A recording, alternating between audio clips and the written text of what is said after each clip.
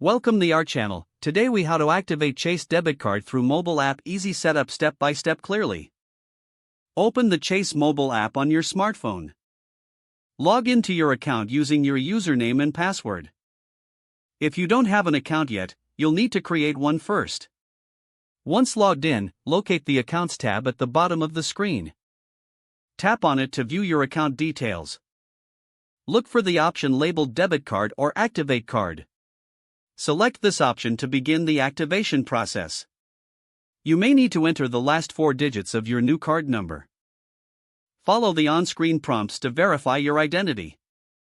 After verification, you should see a confirmation screen indicating your card is activated.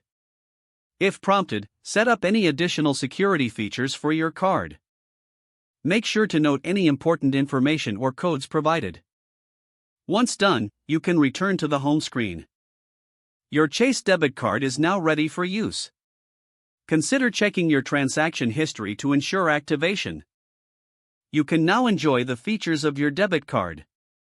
If the page does not load, refresh the browser or try again in a private or incognito window. Make sure you are using the correct email address, then retype it carefully to avoid small typos. If your password is not accepted, use the reset option and create a new strong password you can remember. Check your spam folder for verification or security emails, then complete any requested confirmation steps. Enable two-factor authentication if available to improve account security and reduce unauthorized access risk. After signing in, review your profile details so your contact information and settings are accurate and current. If you see an error message, note it down and try again after restarting your device and internet connection. Log out when you finish, especially on shared devices, to keep your account and payment information secure. If the page does not load, refresh the browser or try again in a private or incognito window. Make sure you are using the correct email address, then retype it carefully to avoid small typos. If your password is not accepted, use the reset option and create a new strong password you can remember. Check your spam folder for verification or security emails, then complete any requested confirmation steps.